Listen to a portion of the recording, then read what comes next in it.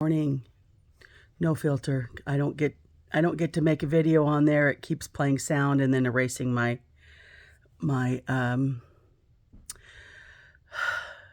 just any soundtrack. I can't talk. It covers me up. So I have to make a video here and then transfer it to my pad. So I woke up with some weird knowledge, even though I didn't dream it, although I had some scary dreams. One dream I was hiking with a young man. I guess I was a young woman. I wasn't me. And I had my black cat, and he had a striped cat. It almost looked like my cat Dewey. And we were going up these really craggly mountain, and then we were having to get in the ocean and swim. But I didn't see the ocean. It was just knowledge that I had to do this to get to wherever I'm going, and it was really scary and dark and then he was dawdling, and I'm like, no, let's go. Like, we have to do this. Let's go. He's like, are you sure? Are you sure? And I'm like, but then I woke up. So there's going to be some tests coming up here that I have agreed to, I guess. So there is a scenario that I have to dramatize and tell it in story form.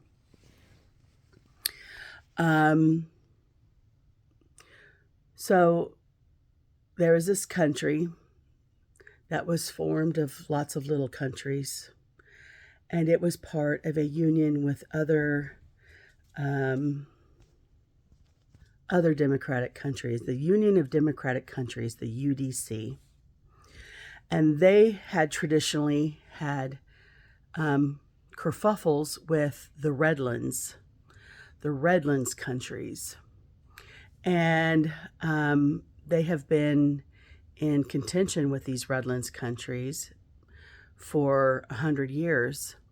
But they've learned to have business with them and kind of get along. But there's always been tensions, and there's little kerfuffles here and there with them that have happened over time. Well, in the Western Union country, with all the little countries inside of it, there was a new leader, and this new leader aligned with the Redlands, and it was known that he got in using technology and not fairness. And but there was like nothing. They tried to stop him, and there was nothing they could do at the time. Not enough evidence, not enough backing for this movement. But as this new leader came in, he started making his plans very, very clear. He's almost a megalomaniac, where he is brazen and doesn't think anything can stop him from doing anything he wants. He has enough backing in all the little houses that help in politics that help him out.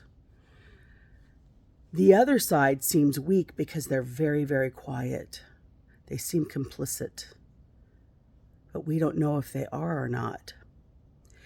But this new leader, according to the laws, he is the head of the troops, the 4 branches of troops that there are, 5 branches of troops that there are. He's the head of that. Those troops have sworn an oath to uphold the laws of the land and to listen to this leader, but they have to put the laws of the land first.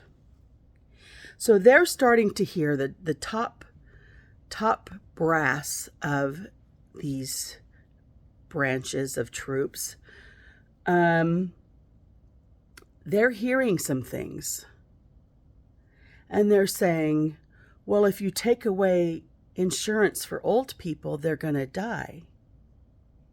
If you take away the insurance for people who are infirm and can't work and they have no other way of getting insurance or medical care, you take that away, those people are going to die. And And then you're saying you also want to cut insurance to our troops who used to fight, and they fought in great kerfuffles. And you now want to pull their help. And we're starting to see that you're going to let millions of people die horrible deaths because you feel they're useless. And that reminds them of a certain person that they fought in a kerfuffle 80 years ago. And they're starting to put the dots together that he really likes that guy and wants to be like him. What do those great brass, what do they do? What do they do? What can they do to stop this man? I want you all to think about that. I don't want to put everything out there. There are laws in place, and there are people that have lines of what they will and will not do. There is not blind faith to a temporary political leader. The faith is to the rule of law that it was established 250 years ago. That's where their loyalties lie, not with a temporary person. And if they see that temporary person committing crimes against humanity, crimes against humanity and citizens of their own country, what do they have the right to do? And in this make-believe place, they have the right to act and take in those people that are committing those crimes against humanity, take temporary control, and then run a brand new contest. Or revert back to the old contest if there's enough proof that somebody else won that contest.